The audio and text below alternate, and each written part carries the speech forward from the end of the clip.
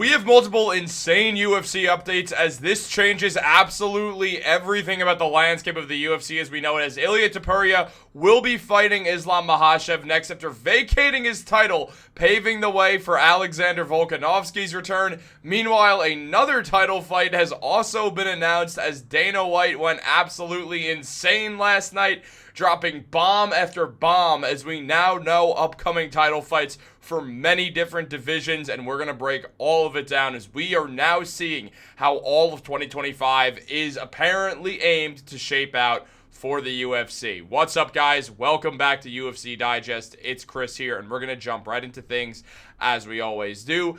Guys, if you guys are enjoying the content, make sure to subscribe. This is a new channel. We're trying to get it off the ground. If you guys have seen me on Knicks Digest, Yankees Digest, Jets Digest, y'all know the deal. Let's get this thing up, but let's break it all down because this was a crazy, crazy night for UFC news. Now, as mentioned by ESPN, Ilia Topuria will vacate his undisputed UFC featherweight title with plans to move up to lightweight as Dana White announced. Alexander Volkanovski and Diego Lopez will fight for the vacant featherweight title at UFC 314 in Miami on April 12th. So the day the pre-sale comes out, the day that all of it drops, I'm literally giving you guys a bit of a heads up right there.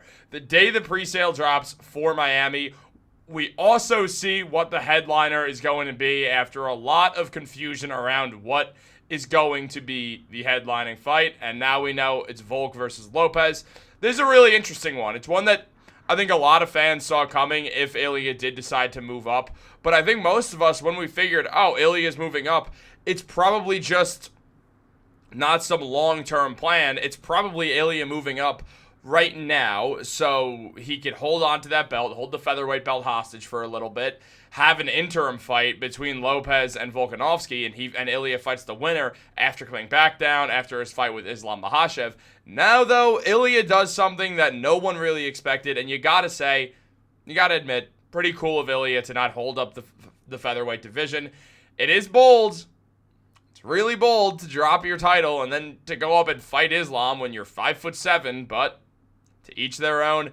Ilia didn't want to hold up the weight class, and he does not want to move back to featherweight at all because, well, he just thinks he's too big for the weight class. He doesn't want to be a weight bully, and it's a lot to cut weight. Dana White said, Topuria feels like he's done all that he can in that division, and he feels like he's cemented his legacy, and his body cannot make the weight anymore. So Topuria will be moving up to 155 pounds and will be vacating the featherweight title. As soon as the first punch is thrown in Volkanovski versus Lopez, that title is vacated. And Ilia himself said that he thinks he could beat Islam. He said he really does think that. He's a great champion, and you can't be a world champion by chance. You have to do things that's great. He's a beast. And Ilia said, I don't like to be a bully and fight with people that I know 100% I'm going to whoop his ass. You know, Ilia is not sure if he's going to whoop Islam Makhachev's ass, but I think most of us do, and it's got me turned all the way upside down because this is absolutely insane. I mean, you're taking on a guy in Islam Makhachev who 15-fight win streak, 5 wins by knockout, 13 by submission, and yes, Ilia's phenomenal as well. Tons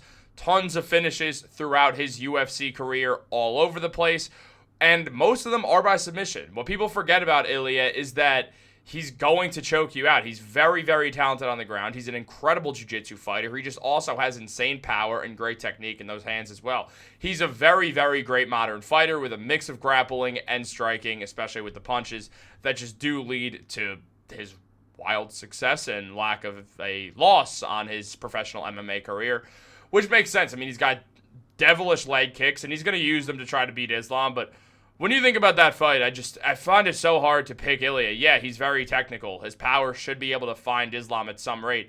But you think about how Volk and Islam fought. That was prime Volk, who has a longer wingspan than Ilia. He's got the arm length. And yeah, he could still do the same thing with the leg kicks. And Ilia is a better grappler than Volkanovski. But it just feels like that size difference is going to be so detrimental for Ilia. Islam is such a big lightweight. I mean, there's a reason why he's talking about fighting Dracus du Plessis, who he'd still have to cut weight to fight. Islam is a massive lightweight, and I find it hard to imagine that he wouldn't just be able to ragdoll Ilia because of the size difference. I'd honestly expect Islam to win this fight in the second round via submission. I think the first round we would see Ilia get a few strikes off, throw some leg kicks that would probably bother Islam a bit. Probably land a good punch or two that definitely catches Islam's attention or even knocks him to the ground. But I really don't think it's going to last because we know Ilia has the bigger or the better gas tank, and Islam's going to be aware that he's probably going to come out swinging. And Islam's also a very technical striker. I mean, when Islam and Volk exchanged in their first real exchange in that first fight, Volk took that knee. He got hit with a clean right hand and went down, took that knee, and then he popped back up and was fine and gave us one of the greatest showings of mixed martial arts of all time.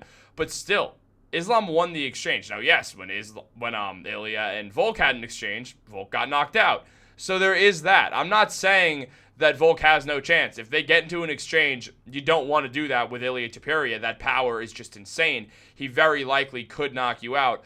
But Islam is so big, he's going to use that weight to just drag Ilia down to the canvas, and he's just going to work him. And he's going to find that Darce, find the back.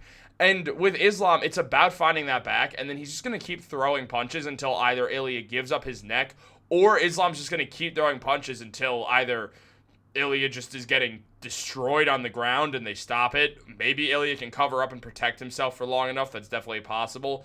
But with that size discrepancy, it just feels like you're fighting this much bigger Sambo fighter who, in Islam, is just built to take out smaller guys. He does it all the time already because he's a weight bully. So now fighting Ilia, it feels like it's just going to be complete domination, if you ask me. Obviously, Ilia can win, but he's going to have to land a punch. We've seen Islam get knocked out before in his first ever UFC fight, but since then, it's just been a stream of success for Islam Makhachev. And speaking of success, now there's more guys hunting for it, like Volkanovski, who's going to fight Diego Lopez. Call me biased, call me whatever. I think Volk's just going to win this fight. We've never seen Lopez fight in 5 rounds. We were going to see it once. It didn't end up happening. I think Lopez is going to win this fight. I think I think Volk is going to win this fight.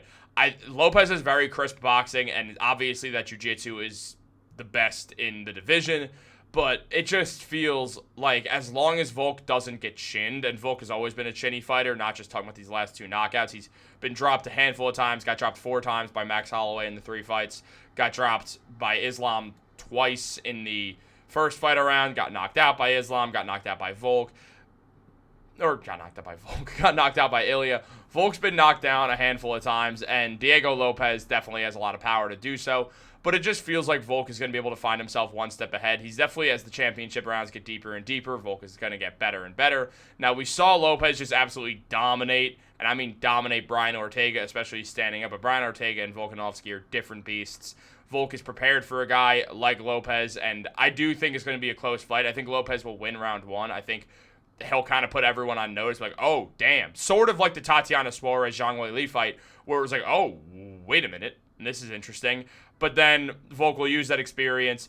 Again, he could get chinned really easily. It depends on how Volk is going to return. 14-month layoff is tough, especially after all this time off, and especially the 2 knockouts that he suffered. He hasn't won a fight since 2020, International Fight Week 2023, when he beat Yair Rodriguez after the Islam loss, and then goes back, fights Islam, gets knocked out, and then gets knocked out by Ilia, takes the rest of the year off. Now he returns 14 months later, big layoff, 36 years old. You know the deal with fighters who are welterweight or under and over 35. They've only won 2 ever title fights, both of them by Tyron Woodley.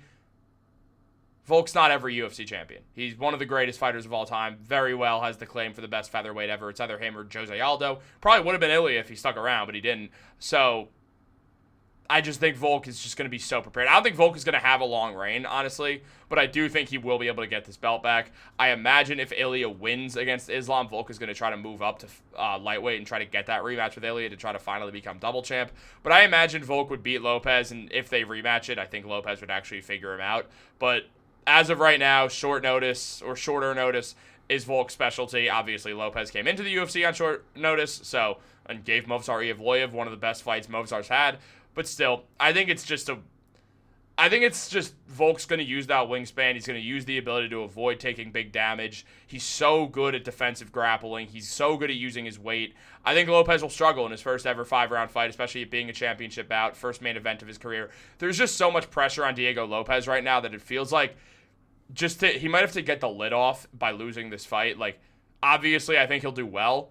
As I said, I think he's going to win the first round. I think he's going to put a lot of people on notice. He'll probably land a right on Volk at some point, and Volk will back up. People will be like, okay, Lopez has real power, and Volk, you can't trust that chin anymore. He could use that grappling, probably will use that grappling heavily, but I think Volk's defensive grappling is going to burn out Lopez, who's going to be desperately trying to put Volk on the mat.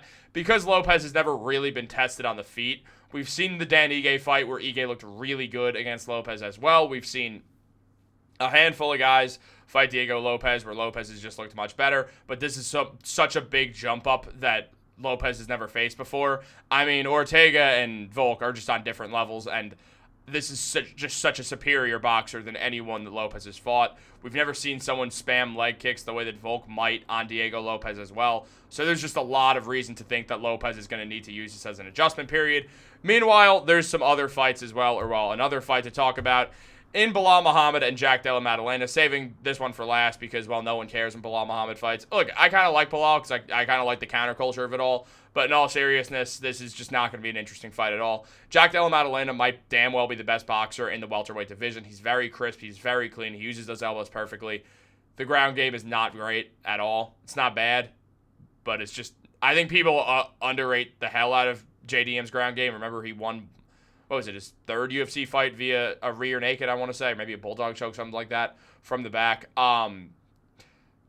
JDM's really, really good, but, I mean, he's not ready for this, and you know Belal is going to shoot 75 takedowns in this fight, because Belal doesn't want anything to do with JDM on the feet, JDM doesn't want to do anything to do with Belal on the ground, and Belal's ground game is just, I mean, Leon Edwards is one hell of a defensive grappler, the way that we saw him negate Usman in the third fight. And it's just the way that Belal was able to just figure out Leon with that endless stream of takedown attempts.